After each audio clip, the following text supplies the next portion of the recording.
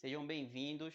Hoje nós vamos para mais uma aulinha de física, onde a gente vai falar sobre condutor em equilíbrio eletrostático. Eu acho que você já ouviu falar de condutor em equilíbrio eletrostático, né?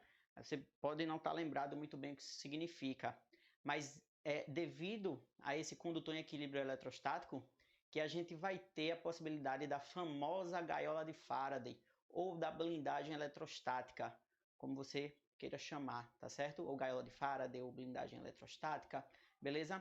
Na aula de hoje também a gente vai entender como os raios se formam, a diferença de raio, trovão, relâmpago, beleza? Vai entender também como é que funciona um para-raio e para que ele serve, beleza? Então vamos embora para a nossa aula de hoje.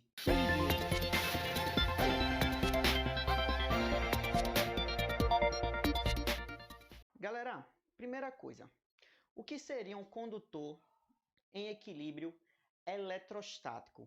O condutor em equilíbrio eletrostático é quando as cargas elas não estão se movimentando, tá? Condutor em equilíbrio eletrostático é quando aqui eu não tenho, no caso... beleza. É quando eu não tenho fluxo ordenado de cargas. Eu já escrevi aqui. Quando eu não tiver esse fluxo ordenado de cargas, a gente vai dizer que esse condutor ele está em equilíbrio eletrostático. Então, ó, isso aqui quer dizer que não há corrente elétrica. Então, ó, a gente pode dizer que não há, deixa eu escrever aqui, não há corrente elétrica, beleza? Não há corrente elétrica. Até aí, tudo tranquilo? Beleza. Então, ó, condutor em equilíbrio eletrostático é quando não há fluxo ordenado de cargas, beleza? O que é que vai acontecer? O condutor em equilíbrio eletrostático, ele vai ter um excesso de cargas, né? Porque a gente sabe que para um corpo estar carregado, ele precisa ter um excesso de cargas, seja um excesso de cargas positivas, seja um excesso de cargas negativas. Mas ele tem que ter um excesso de cargas. No condutor em equilíbrio eletrostático, essas cargas elas vão se distribuir pela superfície externa do condutor. Então, ó, se eu pegasse aqui carguinha positiva, ela iria se distribuir pela superfície externa aqui do condutor. Pronto. Hugo, e por que essas cargas elas vão para a superfície externa do condutor? Eu vou falar mais para frente. Primeiro eu estou te falando todas as propriedades. Depois, ó, se tu olhar aqui, eu tenho explicando cada propriedade. Eu não vou só jogar a propriedade para tu, não. Eu vou explicar cada propriedade dessa, tá certo? Eu vou explicar por que não há fluxo de cargas, por que as cargas se distribuem pela superfície. Eu vou explicar tudo isso. Mas primeiro eu estou te dizendo as propriedades, tá certo? Então, ó, a terceira propriedade é que o campo elétrico no interior desse condutor é nulo, não há campo elétrico no interior do condutor. A quarta propriedade é que o campo elétrico externo, porque tipo, esse corpo está carregado, ele gera um campo elétrico ao seu redor. Esse campo elétrico externo aqui, a esse condutor, vocês perceberam que eu coloquei uma forma toda troncha aqui, né? Coloquei uma forma de condutor aqui toda troncha. Esse campo elétrico externo ele é perpendicular à superfície do condutor, e eu vou explicar por que tem que ser assim também. E eu tenho uma maior concentração de cargas nas regiões pontiagudas. Isso aqui é chamado de poder das pontas. Ai, prof, eu pensava que minha gaia não ia servir para nada. Não, nada a ver. Poder das pontas é porque é região pontiaguda. Então vamos lá. Aqui, essa maior concentração de cargas nas regiões pontiagudas, eu vou chamar isso de poder das pontas, beleza? Então vamos lá, vamos falar sobre cada propriedadezinha dessa aqui. Primeira propriedade, por que as cargas se distribuem pela superfície externa do condutor? Uma coisa que eu quero que tu lembre é que no condutor,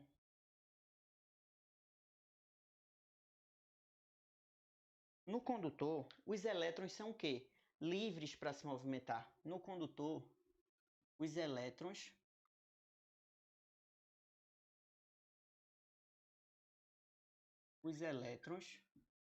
são livres para se movimentar. Eles se movimentam muito facilmente, pô. livres para se movimentar. Os elétrons se movimentam facilmente.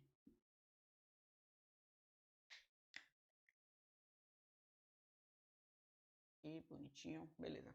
No condutor, os elétrons estão livres para se movimentar.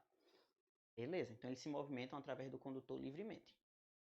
Hugo, mas tu disse que essas cargas aqui não tinha fluxo ordenado de cargas. Calma aí, tá? Mesmo que ele esteja em equilíbrio, existe um fluxozinho de carga ali, mas é um movimento desordenado, tá bom?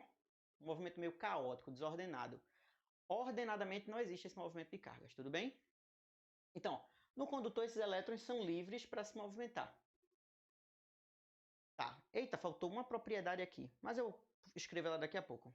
Eu encaixo ela aqui, beleza? Ah, uma das propriedades mais importantes eu não coloquei, mas eu vou escrever ela. Então, vê, se esse condutor, os elétrons são livres para se movimentar, o que é que vai acontecer? A partir do momento que eu tenho aqui um corpo carregado, os elétrons aqui dentro, todo mundo negativo, né? E os elétrons é que são livres para se movimentar. Se esses elétrons são livres para se movimentar, o que é que vai acontecer? Eles vão se repelir mutuamente. Eles começam a se repelir. Ficam se repelindo, de modo que eles começam a se empurrar de tal forma que eles não conseguem ficar agrupados. Esse excesso de cargas não consegue ficar agrupado aqui dentro. Então eles vão para onde? Para a superfície. Beleza? Esses elétrons, eles começam aqui a se acumular na superfície. Por quê? Devido a essa força de interação mútua entre eles, que é uma força de repulsão. De modo que esse excesso de cargas vai se distribuir por onde? Pela superfície externa do condutor. Esse é o primeiro ponto. Boa. 2. Eu vou fazer um negocinho aqui já para ajeitar. Eu vou tirar esse 3, esse 4 e esse 5. E eu vou encaixar mais um aqui, ó. Que eu esqueci de botar. Daqui a pouco eu falo dela. Esqueci, pô, uma das principais eu esqueci, tu acredita? Às vezes eu acho que eu sou só um rostinho bonito, mas vamos continuar. Então as cargas se distribuem pela superfície externa do condutor, beleza. Não há fluxo ordenado de cargas. Opa! Se não há fluxo ordenado de cargas, tem que ter um motivo para isso. Quando a gente estudou na aula passada sobre potencial elétrico, a gente viu que existia um movimento espontâneo de cargas elétricas.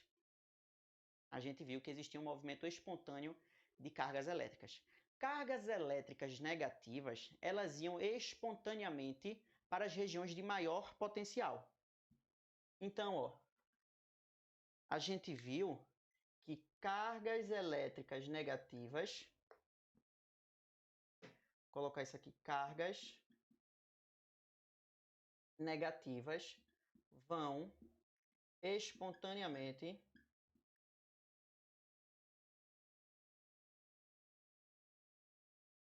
para as regiões de maior potencial.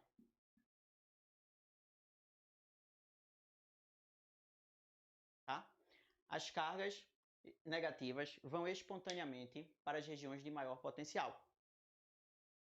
Beleza? Cargas negativas vão espontaneamente para as regiões de maior potencial. E aí eu quero que tu perceba uma coisa. Se eu digo que não há fluxo ordenado de cargas, essas cargas vão sair de uma região para outra? Bom, de forma espontânea, não. Estou dizendo, não há fluxo ordenado de cargas. Então, essas cargas elas não vão de forma espontânea de uma região para outra. Beleza? Não há fluxo, eu estou dizendo isso. Por que isso acontece, gente? Para essas cargas irem para essas regiões de maior potencial, é necessário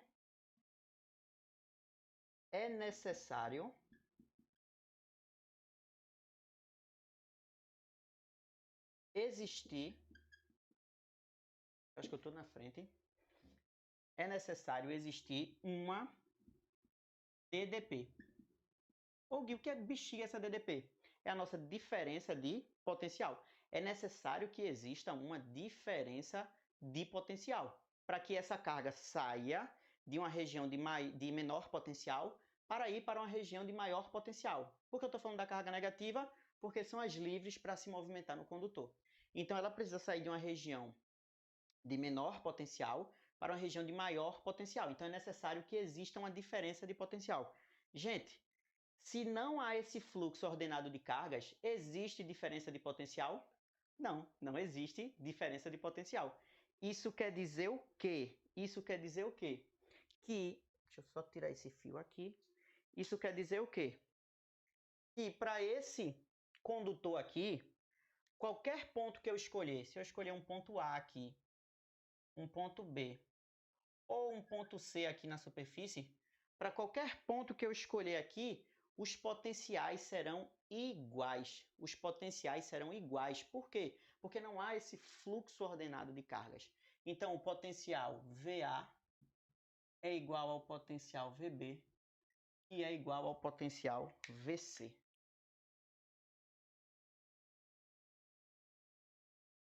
Isso quer dizer o quê? Que se o potencial aqui for 10 volts, aqui é 10 volts, aqui é 10 volts, em todo canto o potencial é 10 volts. Não existe diferença de potencial. Tranquilo?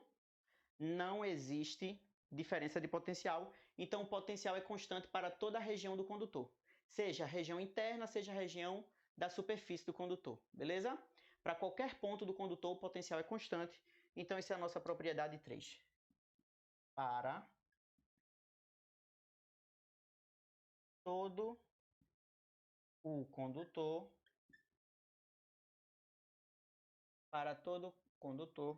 o potencial é constante. Beleza? Para todo condutor, o potencial é constante, seja no interior do condutor, seja na superfície externa. Eu tô com medo de derrubar as coisas daqui, mas acho que eu não vou derrubar não. Então, para todo condutor, o potencial é constante. Ponto 4. Campo elétrico no interior é nulo. Vamos lá. A gente viu que se eu pegasse aqui um campo elétrico uniforme, por exemplo, eu pegasse uma plaquinha positiva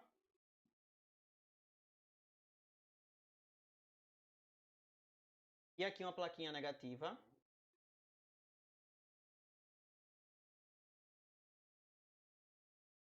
eu teria um campo elétrico uniforme saindo do potencial maior, que nesse caso é o positivo, e indo para um potencial menor, que é o negativo. Então, as minhas linhas de força, elas se orientariam assim. As linhas de força se orientariam assim, do mais para o menos. Não precisa ser do mais para o menos não, tá? Pode ser do potencial maior para o menor. A gente representa aqui mais e menos, só por representação. Aqui, beleza? E o meu campo elétrico está orientado para cá. Pronto. Então, você está vendo aqui que nessa região interior, eu tenho campo elétrico. Tranquilo? Só que, para ter esse campo elétrico, é necessário que haja o quê? DDP. Para ter esse campo elétrico, é necessário que haja DDP. Poxa, para o meu condutor em equilíbrio eletrostático, existe DDP? Não. Se ele está em equilíbrio, aqui, ó, se ele está em equilíbrio, a DDP é zero. Se não existe diferença de potencial, eu não vou ter campo elétrico. E aqui dentro do meu condutor, tem diferença de potencial em qualquer ponto aqui? Não. Se não tem diferença de potencial, vai ter campo internamente? Não. Exatamente. Para ter campo, é necessário ter DDP. Beleza? Para ter campo, é necessário ter DDP. Por isso que o campo elétrico no interior é nulo. Em qualquer ponto do condutor, em equilíbrio eletrostático, o campo elétrico é nulo. Ok. Campo elétrico externo tem que ser perpendicular à superfície. Opa! Então veja, se esse corpo aqui está carregado, eu sei que ao redor dele, ele modifica o espaço, né? Através de um campo elétrico. Então isso quer dizer que ele gera campo elétrico aqui ao redor dele. Só que esse campo elétrico ele tem que ser perpendicular à superfície. Então nesse ponto, campo elétrico perpendicular, aponta para cá. Nesse ponto aqui, ele aponta para cá. Nesse ponto aqui, ele aponta para cá. Mas tu tá percebendo que eu estou sempre colocando ele o quê, ó? Perpendicular à superfície, ó. Sempre perpendicular à superfície. Aí nesse ponto aqui, ele aponta para cá. Mas sempre perpendicular à superfície. Aí tu vai me dizer, sim, por que ele tem que formar sempre 90 graus com a superfície? Então o que é que eu vou fazer, ó? Eu vou pegar esse pedacinho aqui do ponto C e eu vou tirar uma foto e vou dar um zoom nele. Ok.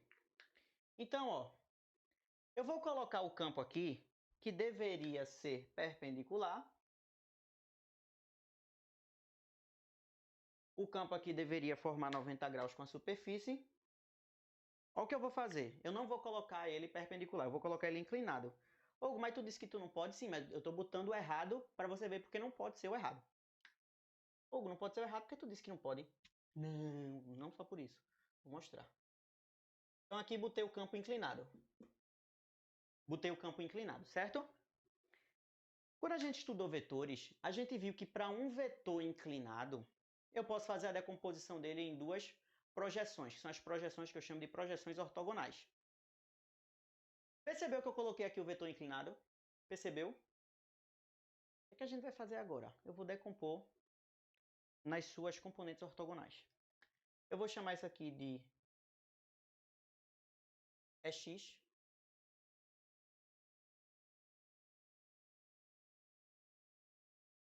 E Y. A gente viu, quando estudou potencial elétrico, que o potencial decresce no sentido das linhas de força. A gente viu que o potencial decresce no sentido das linhas de força. E se eu estou dizendo que o potencial decresce nos sentidos das linhas de força, e eu sei que as linhas de força são quem orienta o campo elétrico, se eu coloquei uma componente do campo aqui, nessa direção X, é porque nessa direção X existem linhas de força, ó. Então, ó, vamos supor que aqui eu tivesse um potencial de 100 volts aqui. Nesse ponto eu teria um potencial maior ou menor? Se o potencial decresce no sentido das linhas de força. Nesse ponto aqui eu teria um potencial o quê? Menor. Então aqui vamos supor que eu teria 80. Nesse ponto aqui, menor, vamos supor que eu teria 60. Nesse ponto aqui, menor, vamos supor que eu teria 40 volts, volts, volts. Eita, Hugo, olha o que aconteceu. Então, ó, se eu tivesse campo elétrico aqui paralelo à superfície, eu teria linhas de força. Eu tendo linhas de força, eu tenho queda de potencial. Se eu tenho queda de potencial, eu tenho diferença de potencial, eu tenho movimento espontâneo de cargas. Opa, se eu tenho movimento espontâneo de cargas, eu vou ter um fluxo ordenado de cargas aqui. Esse condutor pode estar em equilíbrio eletrostático? Não, porque sobre ele vai estar passando o quê? Corrente elétrica. Deu para entender isso? Porque o campo ele não pode ser inclinado. Agora, se ele for perpendicular, você vai perceber que as linhas de força estariam aqui perpendiculares e a queda de potencial seria para fora do condutor. E para fora do condutor, o potencial ele vai caindo. Explicando a propriedade 6. Maior concentração de carga nas regiões pontiagudas. Vocês concordam que não faz muito sentido eu falar que eu vou ter uma concentração maior de cargas aqui? Porque essas cargas, elas vão estar mais próximas, elas se empurram mais, né? É maior a força entre elas, né? A força eletrostática. Faz sentido, então, nas regiões mais pontiagudas, que as cargas estão mais próximas, elas ficarem assim, já que a força de repulsão entre elas vai ser maior. Faz sentido nisso? Não faz muito, né? Mas vamos lá. Vamos pensar aqui numa coisa. Eu quero que você veja o que é um negócio chamado densidade de carga. Então vamos lá. Vamos falar de densidade superficial de carga. Eu vou representar pela letra sigma. Ok? Pela letra sigma, eu vou representar a densidade superficial de carga pela letra sigma. Beleza? Gente, o que seria a densidade superficial de carga? Seria a quantidade de carga que eu tenho por metro quadrado. Então, eu pegaria essa região aqui para analisar, por exemplo, eu estaria analisando aqui a quantidade de carga que tem por metro quadrado, ou seja, a quantidade de carga em coulomb por metro quadrado. Então, eu posso dizer que a densidade superficial de carga seria carga sobre área. O que eu quero que vocês percebam aqui é o seguinte, ó. Mas eu quero que tu interprete isso. Essa região pontiaguda, eu vou encaixando várias esferinhas aqui. Eu vou fazer aqui uma região pontiaguda.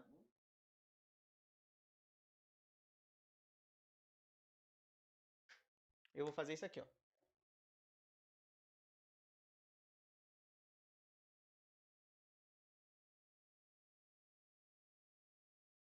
Deu para entender isso aí que eu fiz? Estou diminuindo cada esfera. Beleza? Perfeito. Entendeu que densidade de carga é carga sobre área?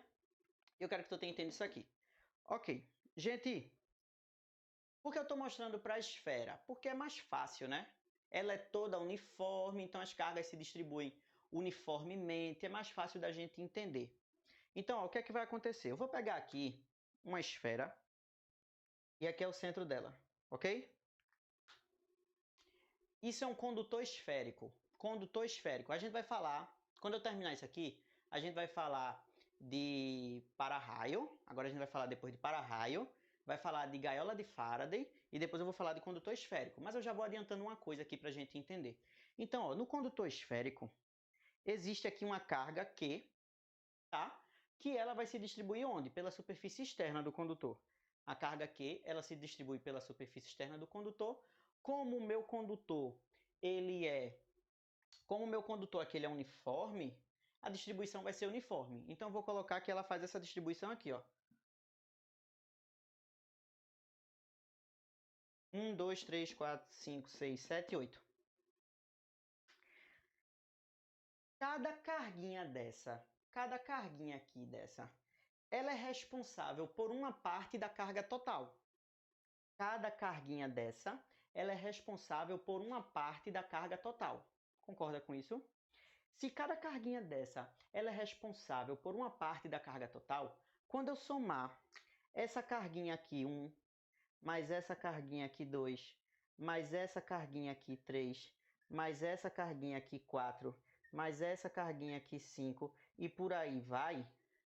Quando eu somar todas essas cargas, ou seja, quando eu somar Q1 mais Q2 mais Q3 mais quantas carguinhas eu tiver, eu vou chegar na carga total Qzão. Concordam com isso? Todo mundo concorda com isso? Beleza. Então, preste atenção agora no que vai acontecer. Gente, eu quero saber como eu vou calcular o potencial dessa esfera. Potencial elétrico, eu já vi que para calcular potencial elétrico, eu tenho... Vou deixar esse espacinho aqui em cima para ver se eu consigo terminar o que eu quero aqui. Para calcular potencial elétrico, eu posso escrever o seguinte, ó, V igual a KQ sobre D. Para calcular potencial elétrico, seria KQ sobre D. Veja, essa carguinha, ela tem influência sobre a esfera? Tem. E essa? Tem. E essa? Tem. Todas têm influência. A gente sabe que o potencial resultante é o somatório de todos os potenciais. Então, cada carguinha dessa, ela vai ter influência no potencial da minha esfera. Aí eu pergunto a vocês, como o potencial da esfera é o mesmo para todos os pontos, qual é o canto mais fácil de eu calcular o potencial dessa esfera? Se o potencial é o mesmo para todos os pontos, o canto mais fácil para eu calcular o potencial dessa esfera seria o potencial no centro dela. Então, ó, quem seria o potencial no centro daqui da esfera? O potencial resultante aqui no centro seria o potencial da carguinha 1, mais o potencial da carguinha 2, mais o potencial da carguinha 3 e assim sucessivamente. Seria o potencial da carguinha 1, da carguinha 2, da carguinha 3 e assim sucessivamente. Aí eu pergunto para vocês o seguinte agora. Beleza, como é que eu faria para calcular isso aqui? Ficaria V resultante igual a K Q1. Qual é a distância entre a carga 1 e o centro? Seria o raio. K Q1 sobre R. E a carga 2? K Q2 sobre R. E a carga 3? K Q3 sobre R. Oxente, Hugo, vai ficar tudo igual, é? A diferença vai ser só Q1, Q2, Q3 e por aí vai? É. Então eu posso fazer o seguinte, ó. Colocar o K e o R em evidência e multiplicar o somatório de todas as carguinhas. Mas o somatório de todas as carguinhas vai dar quem? A carga que está distribuída no meu condutor, a cargona. Ah, então eu posso escrever que o potencial da esfera condutora vai ser quem? KQ sobre o raio. Menino! Então, para eu calcular o potencial de uma esfera condutora, é só usar KQ sobre o raio? É exatamente isso. É só usar KQ sobre o raio. Se tu entendeu isso, tu já está com meio caminho andado para a gente poder resolver o que a gente precisa. Então vamos lá. Aqui eu tenho um raio grande. Aqui eu tenho um raio pequeno. Então aqui seria Rzão. E eu vou pegar essa menorzinha aqui e eu vou chamar de Rzinho. Rzinho. Rzão, raio grande. Rzinho, raio pequeno. E eu sei que os potenciais, eles têm que ser o quê? Iguais. Ah, rapaz, então, ó, eu vou chamar isso aqui de 1, isso aqui de 2. Então, quer dizer que V1 tem que ser igual a V2. Por quê? Não é um condutor em equilíbrio eletrostático? Então, V1 tem que ser igual a V2. Concorda? V1 igual a V2. Beleza. Ok. O que é que eu vou fazer aqui, ó? Se V1 é igual a V2, eu tenho que K Q sobre R é igual a K Q sobre R. Só que essa carga aqui seria a carga 1, a quantidade de carga 1 que eu tenho aqui, e aqui seria a quantidade de carga 2, que é a carga que eu tenho aqui. O que eu quero que tu perceba é o seguinte, se eu isolar a carga aqui, eu posso pegar a carga igual aqui a densidade vezes área, tá? Densidade superficial de carga vezes área. Então, isso aqui ficaria o seguinte, ó. K corta com K, Aqui não seria Rzão, seria Rzinho, né? Porque aqui seria o menorzinho. Tudo bem? Então, ó, Q1 sobre R seria a densidade 1 vezes a área 1 igual sobre... Eita! Seria a densidade 1 vezes a área 1 sobre Rzão igual a densidade 2 vezes a área 2 sobre quem? Rzinho. Apaguei. E eu vou continuar daqui para cá. Então, seria sigma 1 vezes área 1 sobre o raio, sigma 2, que é a densidade da superfície 2, vezes a área 2 sobre o raio menor. Gente, como é que eu faço para calcular a área disso aqui? Seria 4, ou 4π r ao quadrado, né? Seria a área da esfera. 4π r ao quadrado. Então, aqui seria sigma 1 vezes 4π Rzão quadrado sobre R. E aqui seria sigma 2 vezes 4π Rzinho quadrado sobre Rzinho. Vamos lá, cortei 4π com 4π. Vou cortar esse quadrado com esse R e esse aqui com esse R. O que foi que sobrou? Que sigma 1 vezes Rzão é igual a sigma 2 vezes o quê? Rzinho.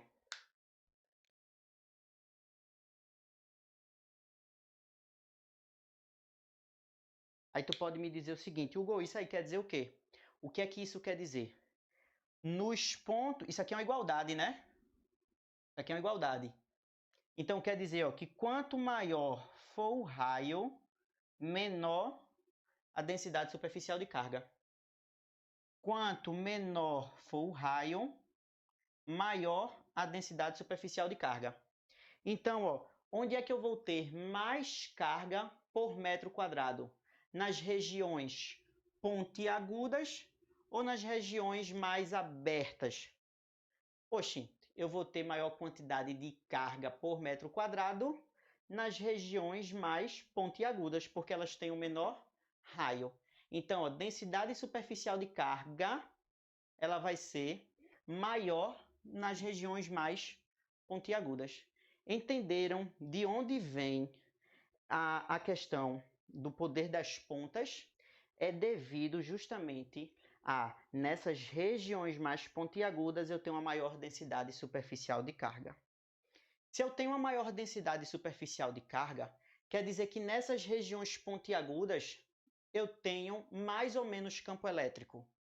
Nessa região aqui, que é mais pontiaguda, por ter mais carga por unidade de área, eu vou ter mais campo elétrico nessa região. Então, o campo elétrico aqui, ele é mais forte do que nessas regiões, ó. Enquanto aqui eu poderia colocar um campo para cá, não sei nem se pegou ali, ó. Pegou no finalzinho, menino, eu tô craque nisso, hein? Aqui seria para cá, aqui para cá, aqui para cá. Enquanto aqui o campo é bem pequenininho, ó, é menorzinho o campo. E aqui menos ainda.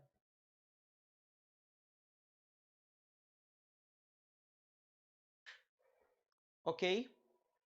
Então, ó, o campo elétrico ele vai ser mais forte onde? Nas pontas, né? Se o campo elétrico é mais forte nas pontas, regiões pontiagudas, por terem um campo elétrico maior, elas vão puxar mais ou menos as cargas ao redor dela. Puxar ou repelir mais ou menos as cargas ao redor dela, dessa região, com mais força. Então, ó, sabe o que quer dizer isso, gente? É que regiões pontiagudas, elas vão servir como que para-raios.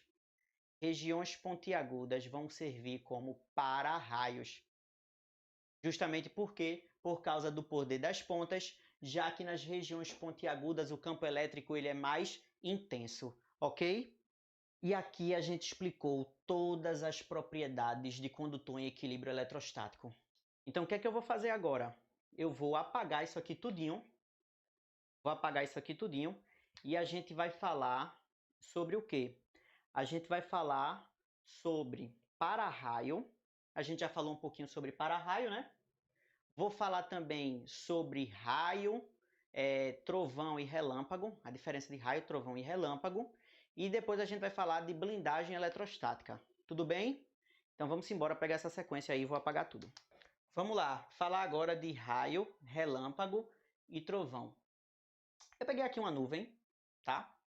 Então, ó, essa nuvem, ela vai ter o quê? Ela, a partir do momento que ela está se movimentando, ela colide com moléculas, tá? Que estão presentes na atmosfera, ok? E colidindo com moléculas presentes na atmosfera, ela começa a se eletrizar. Além disso, existem movimentos aqui internos nela, tá? Isso aqui é basicamente vapor de água. Existem movimentos internos aqui que vai fazer também com que ela se eletrize. Então, quando a gente fala que a nuvem está carregada, é justamente isso. Então, ó, quando essa nuvem ficar carregada, eu vou ter uma quantidade de carga aqui. Vamos colocar que ela ficou carregada positivamente. A nuvem ficou carregada positivamente, que ela perdeu elétrons. Geralmente ela fica positivamente, tá? Então essa nuvem ficou carregada aqui. Lembrando que isso não é um condutor em equilíbrio, né? A nuvem ficou carregada aqui positivamente. Beleza? Até aí, tranquilo? Ok. Aqui é o chão. Quando essa nuvem está carregada positivamente, ela acaba por induzir aqui no solo, aqui é o solo, ela acaba por induzir no solo o quê? Por indução eletrostática, ela acaba aqui por induzir no solo a polarização, ficando aqui embaixo com cargas o quê? Negativas. Se aqui está negativo e aqui está positivo, eu vou ter campo elétrico saindo de onde para onde? Das regiões de maior potencial para as regiões de menor o quê? Potencial. Então eu tenho um campo elétrico para cá, ó. Olha o nosso campo elétrico para cá. Campo elétrico para cá. Conforme esse campo elétrico aqui vai ficando mais intenso, isso começa a fazer com que o ar ele deixe de ser isolante, que o ar é naturalmente isolante, e ele passe a ser um condutor, rompendo o que a gente chama de rigidez dielétrica do ar. O ar, que naturalmente é um isolante, ele passa a ser um condutor. E aí eu vou ter o quê? Vou começar a ter, ó, um movimento aqui, ó, de cargas elétricas para cima.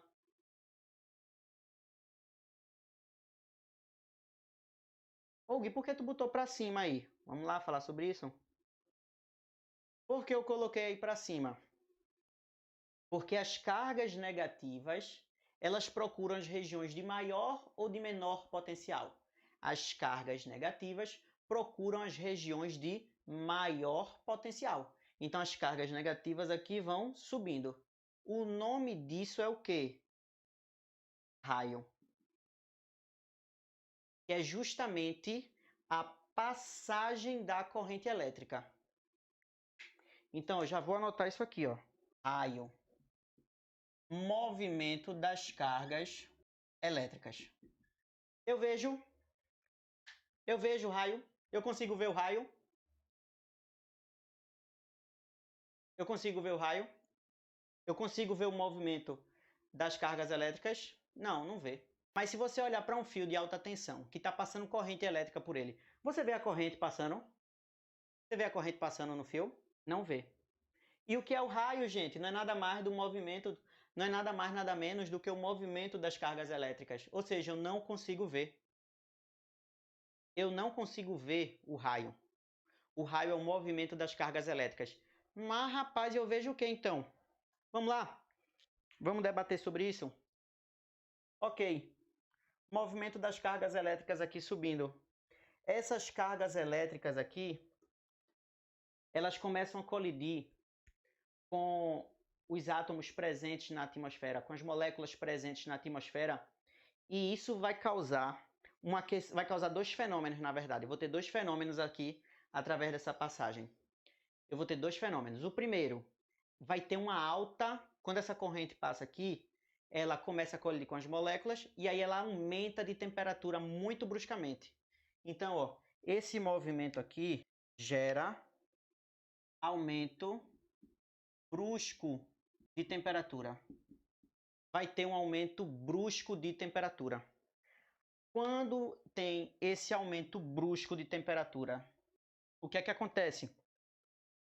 Quando ocorre esse aumento brusco de temperatura, esse aumento de temperatura vai fazer com que o ar ele expanda.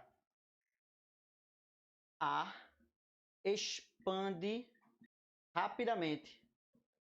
Quando o ar expande rapidamente, quando esse ar expande rapidamente, a gente sabe que o som é uma onda de pressão. Aí, essa onda de pressão, ela vai ser o quê? Vai ter um som causado aí por essa expansão do ar. Então, ó, como o ar expande rapidamente, isso aqui vai me dar um estrondo sonoro. Hugo, e esse estrondo sonoro é o quê? É o que a gente chama de trovão. Deu para entender isso? Então, ó, a passagem da corrente elétrica vai provocar naquela região um aumento brusco de temperatura. Esse aumento brusco de temperatura faz com que o ar naquela região se expanda rapidamente. Como o som é uma onda de pressão, tá? O som é uma onda de pressão causada por essa variação de pressão naquela região. Eu vou ter um estrondo sonoro, que vai ser o nosso trovão. Beleza? Então a gente já viu o que é raio e o que é trovão. Ou e o que é o relâmpago. Quando tem essa descarga elétrica passando por aqui, os átomos que estão ao redor dessa região, eles vão fazer o quê? Eles vão ganhar energia. Então, ó, no relâmpago, eu tenho que átomos ganham energia. Os átomos aqui ao redor, eles vão ganhar energia. Quando esses átomos ganham energia, tenho certeza que você já estudou lá em química, os níveis energéticos. Então, eu tenho os níveis energéticos aqui. E aí, o que é que acontece? Esse meu elétron, ele vai ser excitado, porque ele vai ganhar energia, e ele vai pular aqui, ó, para camadas mais energéticas. Ele ganha energia e pula para camadas mais energéticas. Quando ele pula para camadas mais energéticas, na mesma hora ele volta. Só que quando ele volta, ele vai ter que pegar essa luz que ele ganhou e liberar de alguma forma. Então, na volta aqui, para o seu nível energético que ele estava anteriormente, na volta, ele vai devolver essa luz na forma... Eu já disse. Ele vai devolver essa energia na forma de luz, liberando o quê? Fóton. Então, nesse momento, ele libera fóton. E a partir do momento que ele libera fóton, ele vai emitir o quê? Luz. Então, pelo fato de liberar esse fóton aqui na volta, ele vai emitir luz. Beleza? Eu vou tirar aqui átomos e vou colocar elétrons, tá? Para ficar mais claro. Então, ó, raio é o movimento das cargas elétricas, eu não vejo. Trovão é o som. E relâmpago é aquele rastro luminoso. Deu para entender isso aí? O raio, ele só ocorre entre nuvem e chão? Ou ele pode ocorrer entre nuvem e nuvem? Pode ocorrer entre nuvem e nuvem, né? Ele pode ocorrer entre nuvem e nuvem. Desde que, se eu tiver uma nuvem aqui, ó, eu vou induzir cargas nela aqui, o quê? Negativas, né? E aqui vai ficar as positivas. E aqui eu teria positivas também, né? Quando eu induzo aqui essa diferença de potencial, o que é que eu vou ter? Raio aqui entre elas também. Então não precisa só ser entre nuvem e chão. Pode ser entre nuvem e nuvem também, tá bom? Então eu posso ter raio entre nuvem e nuvem, por isso que às vezes, em algumas tempestades, vocês veem aqueles clarões dentro das nuvens, os raios saindo, os raios não, desculpa, os relâmpagos saindo de uma para outra, tá bom? Você vai ter os raios ali e o relâmpago, tranquilo? Nesse caso, como aqui é positivo e negativo, o raio vai para cima. Se aqui fosse negativo e aqui positivo, o raio viria para onde? Para baixo, é o contrário. Lembra que os elétrons, tá? Eles sempre procuram as regiões de maior potencial, ou seja, as regiões positivas, tá bom? Os elétrons sempre procuram as regiões de maior potencial. E aí eu quero falar uma coisa para vocês aqui, ó. Como é que eu faço para impedir que essa descarga elétrica chegue no solo? Como é que eu faço para impedir que essa descarga elétrica chegue ao solo? Eu vou colocar um aterramento. E como é que eu vou fazer esse aterramento? Vou colocar aqui um exemplo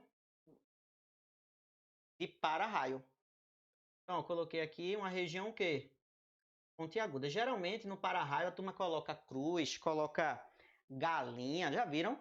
Que é objetos que tenham regiões pontiagudas. O para-raio mesmo, que se usa em edifícios e tal, ele é pontudinho assim, ó. Para-raio, ele é assim, e aqui ele tem um conezinho, ele é pontudinho assim. Beleza? Esse é o para-raio, só que aqui eu tô botando só pra gente ter uma ideia. Aí o que é que vai acontecer? O campo elétrico ele é mais intenso onde? Nas regiões pontiagudas, ó.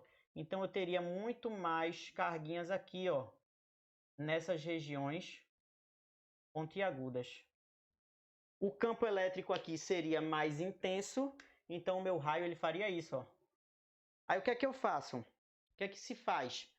Nessa pontinha aqui se liga um fio terra que vai até onde? Até o solo. Então, ó, liga-se um fio terra aqui, ó, que vai bem fundo até o solo. Isso aqui é o fio terra. Já falamos sobre raio, relâmpago e trovão. O que é que eu vou fazer agora? Eu vou apagar e a gente vai falar de blindagem eletrostática. Gaiola de Faraday, tudo bem? O fio terra evita choques? Sim, porque a função do fio terra é descarregar, beleza? Vamos falar agora da blindagem eletrostática. Blindagem eletrostática ou gaiola de Faraday, vamos lá. Eu vou pegar aqui uma carguinha positiva e vou pegar aqui uma esfera condutora neutra, beleza? Melhor, deixa ela neutra. Então vê só, vai ter campo elétrico aqui, ó. Saindo dessa esferinha vai ter campo elétrico. Passando aqui por dentro. Isso é o campo gerado por essa, tá? Aqui. Aqui. Aqui. Aí vai.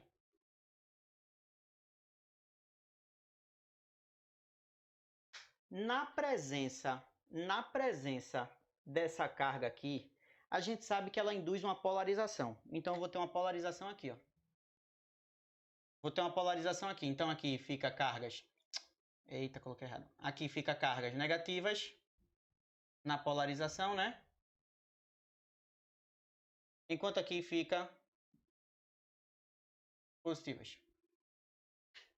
E a gente sabe que existe um campo elétrico que sai da região de maior potencial para a região de menor potencial.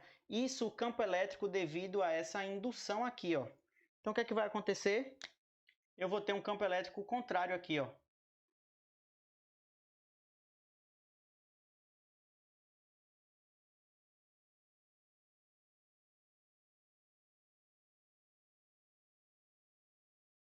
De modo que um anula o outro, ó. Anulou, anulou, anulou, anulou, anulou. Isso quer dizer o quê? Que dentro de um condutor metálico, as cargas não vão ter influência. O campo gerado por cargas externas não tem influência dentro do condutor o quê? Metálico. Então já vou escrever isso aqui, ó. Cargas externas não têm influência no interior no interior do condutor metálico. Cargas externas não têm influência dentro do condutor metálico. Cargas esféricas não têm influência dentro do condutor metálico, no interior do condutor metálico. Isso quer dizer o quê? Que o campo no interior do condutor é zero. O campo no interior do condutor é zero. Então, quer dizer que qualquer ponto aqui que eu tiver, se tiver carregado, né? Aqui eu coloquei um exemplo de neutro, mas se tiver carregado, não vai ter campo elétrico aqui interno. Aí eu te pergunto, só existe corrente elétrica se existir diferença de potencial. Se não existe diferença de potencial aqui, seja o objeto já carregado, seja na presença de outra carga, o que é que vai acontecer? Se eu colocar aqui uma esferinha aqui dentro, se eu colocar uma esferinha aqui dentro, carregada, sobre ela aqui, vai ter atração ou repulsão? Nenhum nem outro, pessoal. Não vai ter nem atração nem repulsão. Seja eu colocando aqui uma carga positiva, seja eu colocando uma carga o quê? Negativa. Hugo, e por que isso ocorre? Porque o campo no interior é zero. Se não tem campo, não tem força. Então não vai ocorrer nem atração nem repulsão. Elas não interagem entre elas, tá certo? Se eu pegasse aqui uma carcaça metálica, como eu sou ruim de desenhar, né? Se eu pegar aqui uma gaiola metálica, vê. Dá para perceber que eu tenho uma gaiola aí, né? O que é que eu vou fazer? Na presença de cargas elétricas, eu vou induzir também a polarização nessa gaiola. No interior dela, o campo é quanto? Zero. No interior dela, o campo é nulo. Ok? Se eu pegar uma pessoa e colocar aqui dentro, a pessoa leva choque? A pessoa leva choque? Não, porque não tem campo. No interior da gaiola, a pessoa estará protegida por uma blindagem. No interior da gaiola, a pessoa estará protegida por uma blindagem, que é o que a gente chama de blindagem o quê? Eletrostática. Deixa eu tentar fazer uma coisa aqui. Ei, eu sei que vocês têm meu número aí. Sei que vocês têm meu número. O que é que eu vou fazer? Eu quero que uma pessoa me ligue. Tá aqui meu número. Meu celular tá aqui. Quero que uma pessoa me ligue. Qualquer pessoa me liga aí. Ó. O celular tá tocando, ó. Tá vendo? Estão me ligando. É porque eu saí aqui, mas... recusei. Pronto. Olha o que eu vou fazer agora. Tá aqui ligado ainda, tá vendo? Tá ligado. Eu vou enrolar ele no papel alumínio.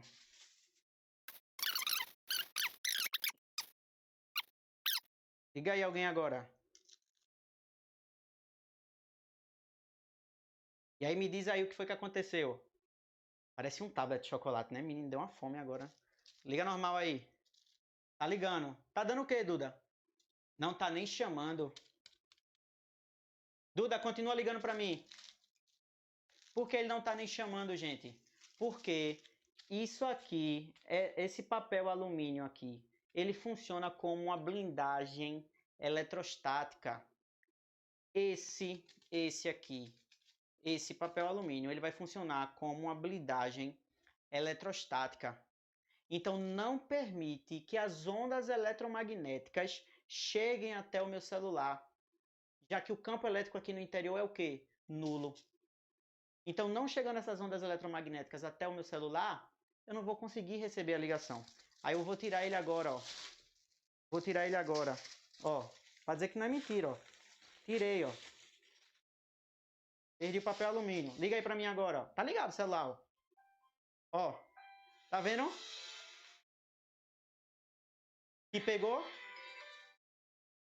Vou desligar aqui. Desliguei. Tá vendo? Gente, isso é devido à blindagem eletrostática. É por isso que às vezes você entra em elevador e a área começa a ficar ruim. Às vezes você está dentro do carro, a área do celular fica ruim também. Beleza? Mas funciona. Funciona, eu sei. Porque não é perfeitamente vedado, né? Quanto mais for bem vedado, melhor. Viu? Passado, né? É física, gente. Então, ó, no interior da gaiola, a pessoa estará protegida por uma blindagem eletrostática. Então, eu pergunto para vocês o seguinte: se tiver uma tempestade, tá tudo batendo lá, qual é o melhor lugar para você se abrigar? Qual é o melhor lugar para você se abrigar? Primeiro, fazer a primeira pergunta. É melhor que você fique em pé ou deitado? Se não tiver onde se abrigar, nem em pé nem deitado. O melhor jeito de você ficar é acocorado e com as pernas bem juntinhas. Quanto maior a distância entre as pernas, maior a diferença de potencial, maior a corrente elétrica que passa por você. É por isso que se houver uma tempestade e tiver uma galinha e um boi, é mais fácil o boi morrer do que a galinha. Por quê? Porque o boi tem as pernas separadas. A galinha tem as pernas juntinhas. A não ser que o boi esteja assim, né? Com as perninhas bem juntinhas assim. Aí vai ser mais difícil de o boi morrer. Aí você não vai ver boi por aí com as pernas juntinhas. Então a galinha, ela vai ter uma facilidade maior de sobreviver do que o boi, porque a perna do boi está mais separada. É por isso que o passarinho, quando está no fio de alta tensão, ele não leva choque. Por quê? Como as pernas dele estão bem juntinhas, a corrente elétrica que passa por ele é bem pequenininha, já que ele está submetido a uma diferença de potencial bem pequenininha também. Sacou? Tá tudo trovejando, o bicho tá pegando. Fica acocoradozinho, tá?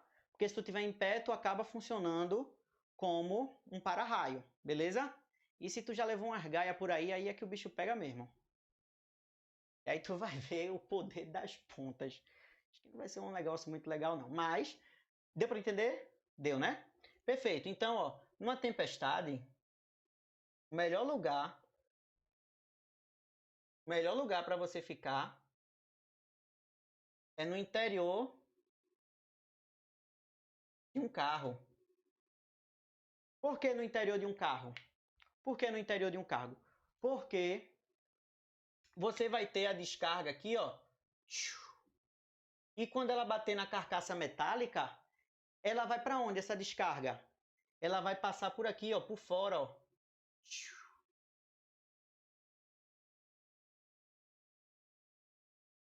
Hugo, e até o pneu que é isolante, até o pneu, meu filho, até o pneu, ele vai transportar corrente elétrica. Porque a diferença de potencial é tão grande que eu consigo romper até a rigidez dielétrica da borracha.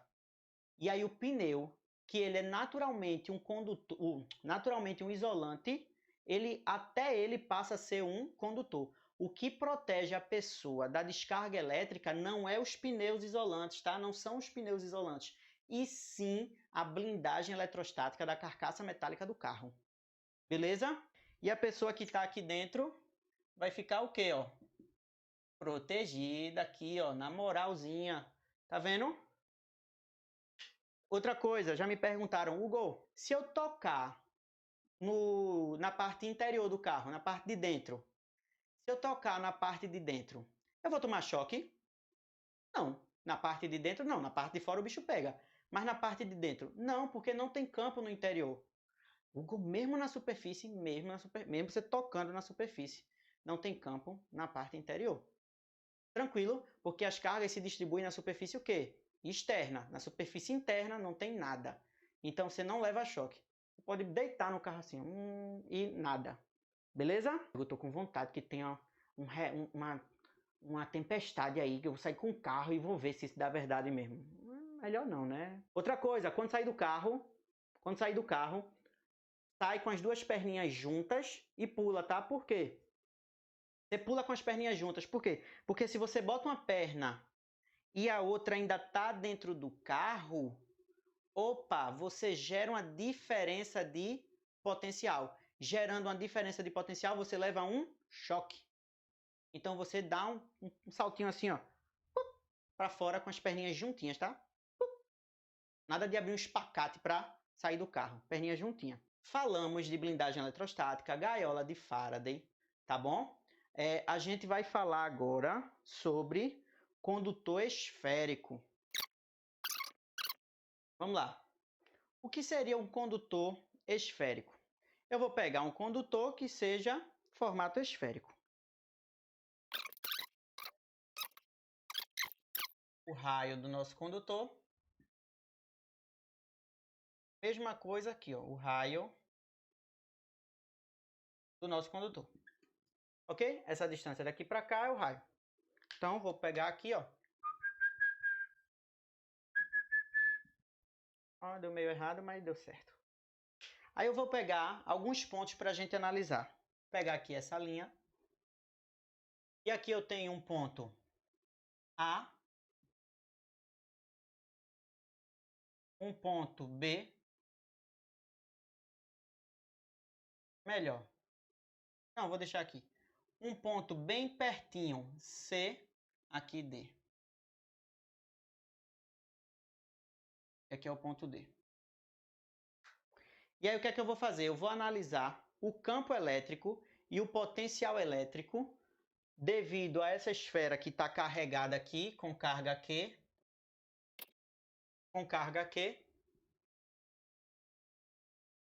E aí eu vou analisar a influência dela nos pontos A, B, C e D. Então, ó, Hugo, e que pontos são esses aí?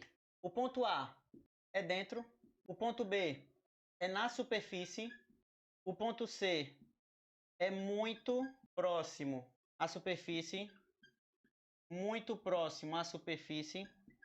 e o ponto D é longe da superfície.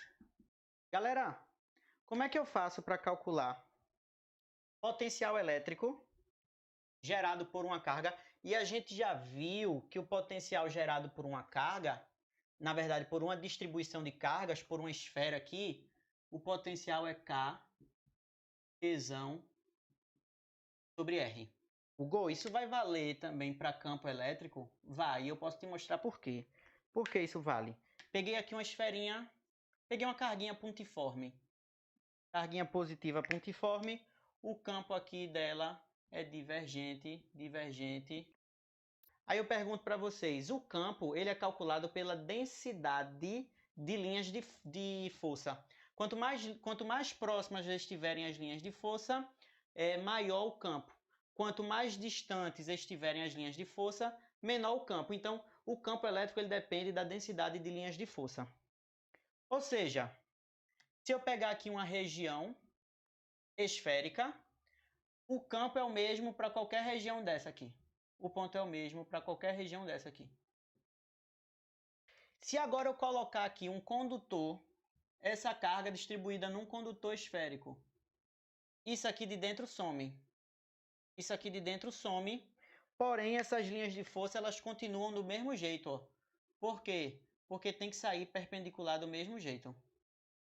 Aí eu te pergunto, esse campo nessa região mudou? Não. Então, se o campo na região não mudou, eu posso calcular o campo como sendo KQ sobre D quadrado.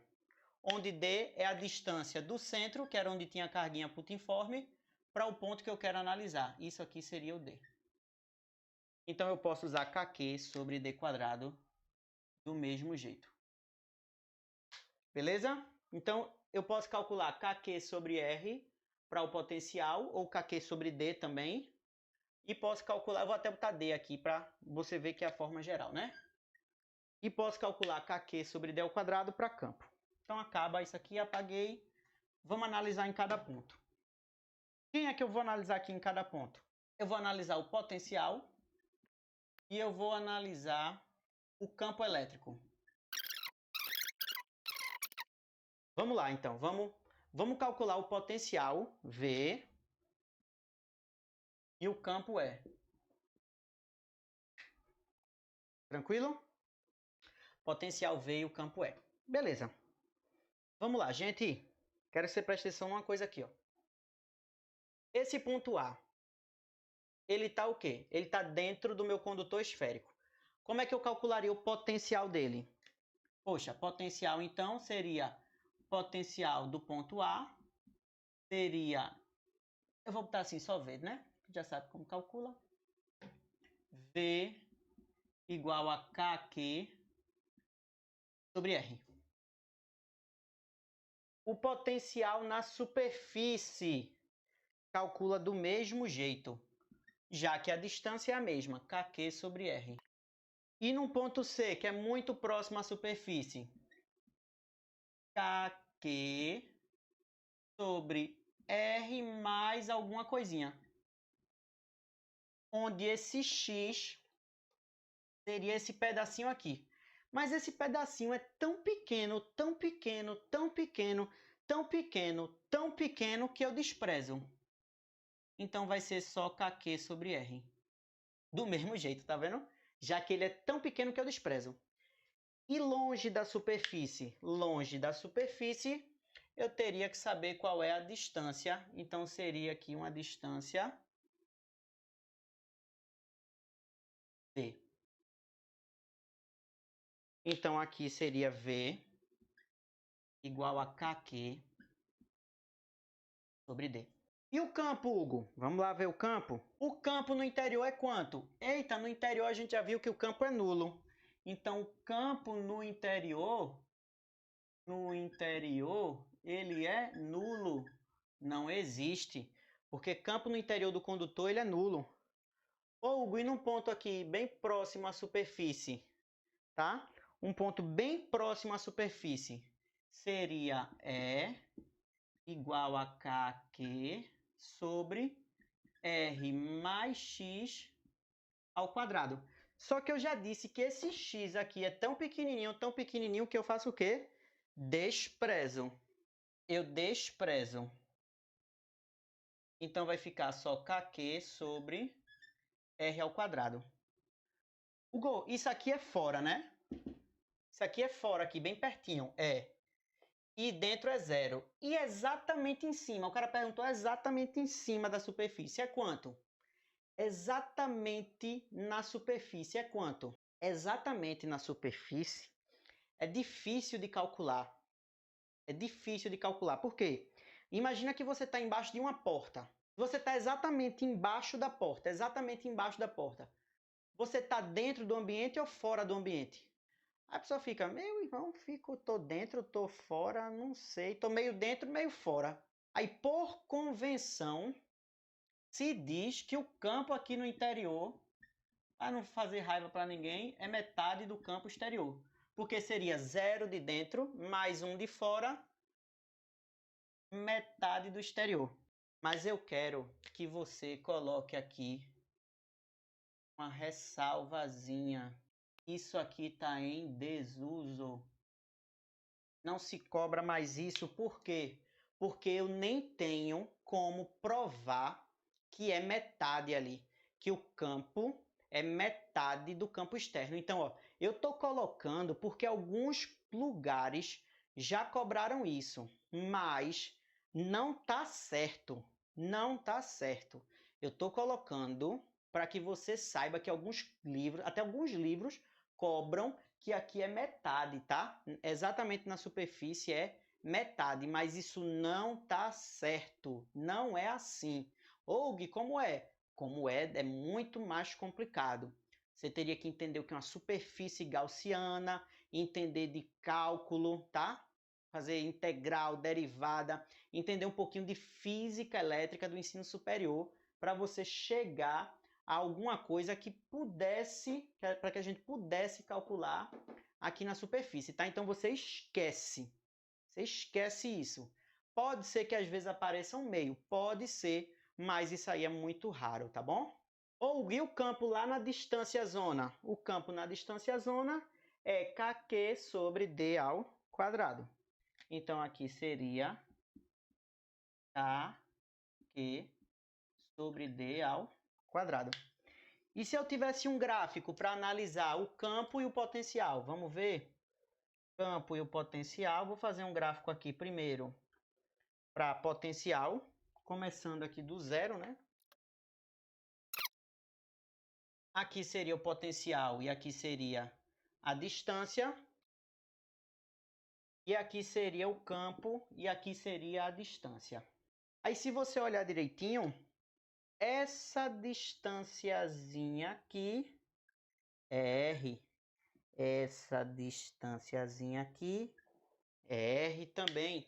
Como seria o meu potencial? Como seria o meu potencial para o gráfico? O meu gráfico para potencial, ele viria constante. Quando passasse do raio, ele decaía. Então, ele viria constante. Passou do raio, ó, ele começa a decair.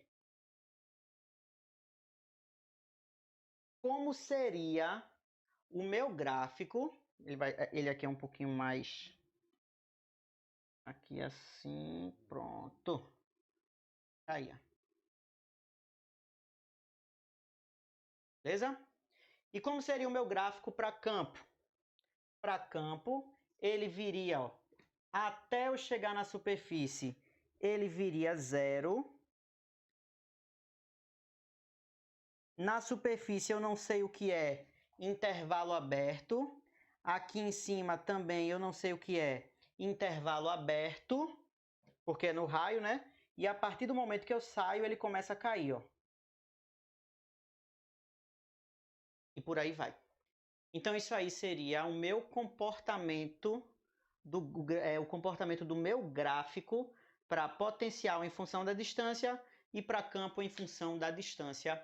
E terminamos toda a teoria de condutor em equilíbrio eletrostático, falando de blindagem, de para-raio e de tudo mais, beleza? E de condutor esférico e tudo mais. Tranquilo? Vamos agora fazer 4 exercíciozinhos para a gente terminar a nossa aula de hoje, beleza? Essa é a nossa primeira questão. Considere as seguintes informações a respeito de uma esfera homogênea carregada em equilíbrio eletrostático. As cargas elétricas se distribuem pela superfície da esfera, independente de seu sinal. Verdadeiro ou falso? Verdadeiro. As cargas elétricas se distribuem pela superfície da esfera, independente de qual seja o sinal. Então, 1 é verdadeira. 2. Na superfície dessa esfera, o campo elétrico é nulo, tá? Na superfície dessa esfera, o campo elétrico é nulo. E aí? Na superfície da esfera, o campo elétrico vai ser nulo. Aí a gente cai naquele problema, né? Da descontinuidade. Então, ó, o campo ali, a gente sabe que existe, mas não sabe calcular, né? Então, eu vou deixar essa daí meio que parada, não vou mexer nela. 3. Na superfície dessa esfera, o campo elétrico é normal à superfície e no seu interior ele é nulo. Opa, essa aí é verdadeira, né? Então, 1 e 3 eu já sei que são verdadeiras. Aí, 4. A diferença de potencial elétrico entre dois pontos quaisquer da sua superfície é nula. A diferença de potencial elétrico entre dois pontos quaisquer da sua superfície é nula. Então, ó, isso aí é verdadeiro. A gente sabe que não tem diferença de potencial na superfície do condutor. Porque na superfície do condutor ele vai ter o mesmo potencial para todos os pontos. Então, não existe diferença de potencial. Então, isso quer dizer que a diferença de potencial entre dois pontos quaisquer da sua superfície é nula. Então, a gente fica aí na seguinte condição. Ou 1, 3 e 4 estão corretas, ou todas estão corretas, né? A primeira foi verdadeira, a segunda a gente não sabe, né? Ficou em dúvida. A terceira, na superfície dessa esfera o campo elétrico é normal. E na quarta, a diferença de potencial elétrico entre dois pontos é nula. Então, beleza. Essa segunda aí, a gente sabe que tem campo na superfície. Eu só não sei calcular. E nem posso dizer que é metade, mas eu sei que tem. Então, quando ele diz aí que na superfície dessa esfera o campo elétrico é nulo, eu vou colocar isso aí como sendo falsa. Então, a resposta vai ser letra C. 1, 3 e 4. Ok? Acompanhando a próxima questão aqui na tela, aí você já vai ver que tem uma coisinha diferente. Considere uma esfera condutora carregada com carga Q, que possua um raio Rzão. O potencial elétrico dividido pela constante eletrostática no vácuo dessa esfera em função da distância d, medida a partir do seu centro, está descrito no gráfico a seguir. Qual é o valor da carga elétrica Q em Coulomb? Então, vamos lá calcular isso aqui, beleza? V sobre K0, né? Aqui é V sobre K0, a do vácuo, e aqui é a distância d. O meu gráfico, ele faz assim, Essa distância aqui, eu tenho é 0,2, 0,2, e aqui é 1 vezes 10 à quinta. 1 vezes 10 à quinta. Aí ele quer que eu calcule o quê? Calcule qual o valor da carga elétrica Q em Coulomb. O raio eu já sei que é 0,2. E V sobre K. E V sobre K0 é igual a 1 vezes 10 à quinta. A fórmula para potencial eu sei que é V, K, Qzão sobre D. Para potencial. Que no caso aqui seria o nosso R, né? Aí melhor, vou fazer o quê? Isolar a carga, vai ser V sobre K vezes R. V sobre K, que ele já deu que é quanto? 1 vezes 10 à quinta. 1 vezes 10 à quinta. Isso aqui já é V sobre K. Vezes a distância, que é 0,2. Então, o Q é 2 vezes 10 à quarta Coulomb. Resposta, letra A. 2 vezes 10 à quarta Coulomb.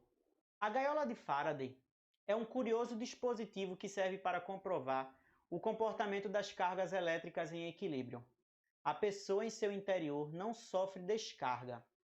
Dessa experiência, conclui-se que o campo elétrico no interior da gaiola é: letra A, uniforme e horizontal, com sentido dependente do sinal das cargas externas. Nulo, apenas na região central onde está a pessoa. Mais intenso próximo aos vértices, pois é lá que as cargas mais se concentram.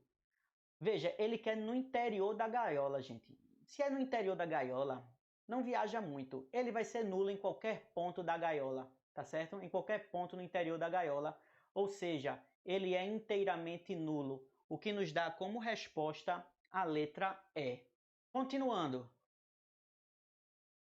O ano de 2014 entrou para a história de São Paulo como o ano da seca.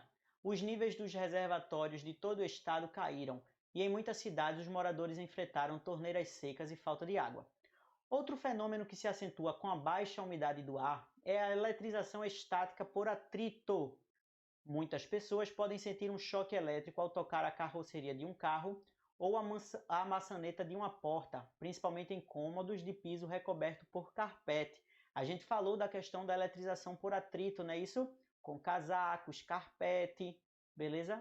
Centelhas ou faíscas elétricas de aproximadamente 1 centímetro de comprimento podem saltar entre os objetos, ou entre os dedos das pessoas e esses objetos. Entre dois corpos isolados no ar, separados por uma determinada distância, uma faísca elétrica ocorre quando existe uma diferença de potencial suficiente entre eles. É o que a gente falou da quebra da rigidez dielétrica do ar. Considere essas informações e avalie as afirmativas. O choque elétrico é sentido por uma pessoa em razão da passagem de corrente elétrica por seu corpo. A gente falou sobre isso. Choque, gente, é passagem de corrente elétrica pelo corpo, beleza? Isso é um efeito fisiológico da passagem de corrente elétrica. Então a primeira é verdadeira. No processo de eletrização por atrito, quando a pessoa toca a maçaneta da porta, os choques elétricos podem ser fatais, já que cargas estáticas acumulam grande quantidade de energia. Gente, isso aí é extremamente falso. O máximo que você pode sentir é uma formiguinha. Imagina um monte de gente morrendo porque levou choquezinho estático. Então isso aí é falso. O processo de eletrização por indução é o principal responsável pelo surgimento do fenômeno descrito no texto. Falso. Ele deixa bem claro na questão que o processo de eletrização responsável aí por esse fenômeno acontecer é o processo de eletrização por atrito, ok? Então isso é falso. O ar é um excelente condutor de eletricidade e favorece a eletrização em qualquer situação. Gente, a gente já viu que isso é falso. O ar não é um excelente condutor de eletricidade. Ele só vai conduzir a eletricidade quando submetido a uma diferença de potencial muito grande, ok? Porque eu quebro a rigidez dielétrica do ar, o ionizo e a partir disso ele começa a transportar portadores de carga, ou seja, começa a ter corrente elétrica por ele. Então isso aí é falso. O valor absoluto do potencial elétrico da carroceria de um carro aumenta em consequência do armazenamento de cargas eletrostáticas. Verdadeiro. A gente viu que quanto mais cargas eu tiver, maior será o potencial elétrico, beleza? Já que é V igual a KQ sobre R. Embora eu não tenha aí um condutor esférico, né? Mas eu posso ver que potencial é diretamente proporcional à quantidade de carga, mais potencial. Então isso daí é verdadeiro, o que nos dá como resposta VFFFV. V3FV, ok? E pessoal, essa foi a nossa aula de hoje. Eu espero que vocês tenham gostado, tá? Obrigado a todos que participaram. Se tiverem qualquer dúvida, quarta-feira temos a nossa monitoria, beleza? E qualquer dúvida podem mandar para mim e a gente vai se falando, tudo bem? Então é isso, gente. Obrigado. Boa semana para vocês. Nos vemos quarta-feira na monitoria de 10 a meio-dia, beleza? Lembrando que quem tiver questão pode mandar para mim e a gente vai tirando, beleza? E na quarta-feira é aquele momento que eu deixo separado para entrar, poder resolver naquele exato momento. Mas podem ir mandando que eu vou tirando aos pouquinhos. Às vezes eu demoro um pouquinho, mas eu sempre respondo. Tá certo? Beleza, amores? Obrigado, obrigado, obrigado. Até quarta-feira. Tchau, tchau.